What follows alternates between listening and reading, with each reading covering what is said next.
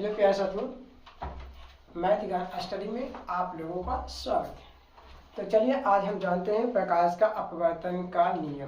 प्रकाश के अपवर्तन के कितने नियम होते हैं चलिए जानते हैं। और एक क्वेश्चन जो आपका है एग्जाम के लिए इम्पोर्टेंट है और 2024 में आने वाला एक क्वेश्चन है।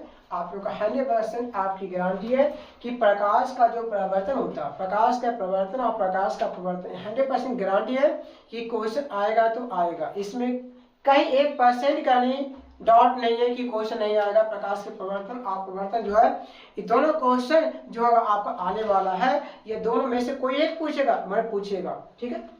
इसमें 2 सीटिंग होती है, पहली सीटिंग और दूसरी सीटिंग होती है ना। चलिए हम जानते हैं पहले क्या कि प्रकाश के अपवर्तन, प्रकाश के अपवर्तन के कितने नियम होते हैं? 2 नियम होते हैं। कितने नियम होते हैं? प्रकाश के अपवर्तन के कितने नियम होते हैं? 2 नियम। और प्रकाश के प्रवर्तन के भी कितने नियम होते हैं? 2 नियम। प्रकाश के अपवर्तन और प्रकाश के प्रवर्तन के नियम कितने होते हैं? 2 नियम होते हैं, ठीक है। जितना प्रकाश के प्रवर्तन के नियम होते हैं उतना ही प्रकाश का अपवर्तन का भी नियम होते हैं। जानना है क्या? प्रकाश अपवर्तन के 2 नियम। प्रकाश अपवर्तन के कितने नियम होते हैं? 2 नियम होते हैं, ठीक है।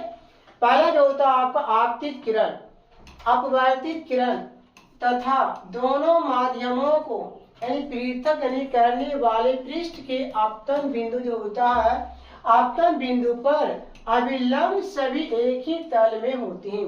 सभी क्या होते हैं? एक ही तल में होते हैं। नंबर 2, प्रकाश के किसी निश्चित रंग तथा निश्चित माध्यमों की युग्मक के लिए आपतन कोण की जया, आपतन कोण की जया तथा अपवर्तन कोण की जया का अनुपात जो होता है वो क्या होता है? अस्थिर होता है। इस नियम को हम स्नेल का अपवर्तन का नियम भी कहते हैं। तो यहाँ से क्वेश्चन जो होता है कि प्रकाश के अपवर्तन का जो दूसरा नियम होता है वो स्नेल नियम भी कहलाता है। तो आपसे क्वेश्चन क्या पूछता है कि स्नेल का नियम लिखिए, यह स्नेल का नियम क्या होती है? तो आप लोग घबराएंगे नहीं, बिल्कुल स्नेल का नियम देने के लिए जो प्रकाश के अपवर्तन का जो दूसरा नियम होता है वही आपका स्नेल का नियम होता है, ठीक है। चलिए अब जानना है यहाँ पे क्या है? साइन आई बटा साइन आर जो होता है आपका स्थिरांक होता है। क्या कहलाता है? आपका स्थिरांक कहलाता है, ठीक है। ओके, तो चलिए इसके बाद आप लोगों को हम दिखाते हैं क्या। ये तो आपका प्रकाश का अपवर्तन के कितने नियम हुआ? 2 नियम।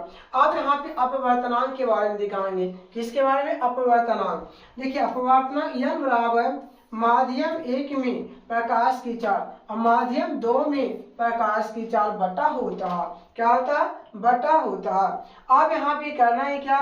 वो समझना है आप लोगों को। अब यहाँ पे ये करना है, अब समझना है कैसे, ये ध्यान देना।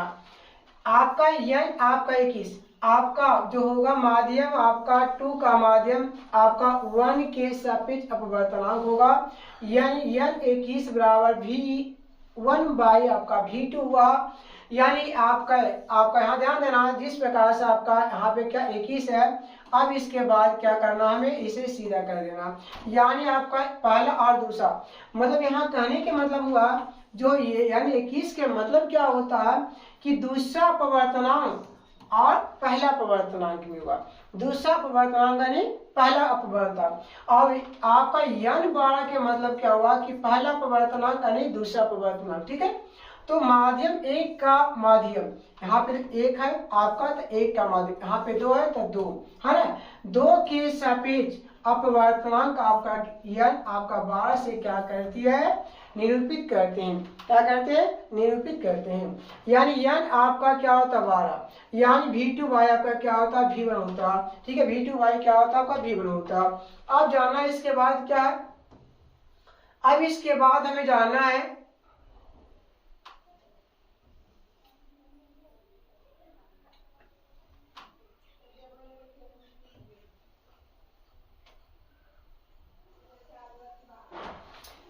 निरपेक्ष अपवर्तनांक क्या? निरपेक्ष अपवर्तनांक क्या? यदि माध्यम 1 निर्वात या वायु तक आपका माध्यम 2 का अपवर्तनांक निर्वात के सापेक्ष माना जाता है, यह माध्यम का आपका निरपेक्ष अपवर्तनांक कहलाता है। यानी निरपेक्ष अपवर्तनांक किसे कहते हैं? तो आपको क्या बोलना, यदि यदि माध्यम एक निर्वात यानी वायु है ना, तब आपका माध्यम 2 का अपवर्तनांक यानी निर्वात यानी क्या होती है, सापेक्ष माना जाता है। अगर सापेक्ष माना जाता है यही आपका माध्यम का क्या कहलाता है, निरपेक्ष अपवर्तनांक यानी कहलाता है। यानी n बराबर सी वाई आपका भी होता है और सी के जो मान होता है वो 3 × 10⁻⁸ आपका 8 मीटर पर सेकेंड होता है, या फिर मीटर यानी पर सेकेंड हुआ, यानी इसका मतलब ऐसा हुआ, यानी हम इसे लिख सकते हैं मीटर यानी ऐसा लिखेंगे, ठीक है। उसी प्रकार से क्या लिखा हुआ, ठीक है, ओके। अब जानना हमें क्या कि हीरे का अपवर्तनांक सबसे अधिक है। आपका यह ऑब्जेक्टिव पूछता है, नोट में थोड़ा ध्यान देंगे आप लोग, है ना, कि हीरे का अपवर्तनांक सबसे क्या होता है, अधिक होता है। हीरे का अपवर्तनांक क्या होता है, सबसे ज्यादा होता है, ठीक है। हीरे का अपवर्तनांक यानी कितना होता है, आपका ध्यान देना इस प्रकार, यहाँ पे जो लिखा हुआ है आपका 2.42 होता है। इसका तात्पर्य यह है कि यानी प्रकाश की चार्ज होगा यानी 1 आपका कितना होगा, यानी 2.42 यानी गुना कम है। यानी हीरे में निर्वात की अपेक्षा, यानी क्या, हीरे में यानी जो होता है निर्वात यानी क्या होती है, अपेक्षा होती है, ठीक है। अब इसके बाद जानेंगे कि प्रकाश यानी संघनन माध्यम क्या है और प्रकाश के विरल माध्यम क्या होती है। अरे चलिए आपका यहाँ तक हुआ। अब इसके बाद हम जानेंगे कि प्रकाश का जो होता है यानी आपका सघन माध्यम और आपका क्या होगा, नहीं विरल माध्यम हम जानेंगे, ठीक है।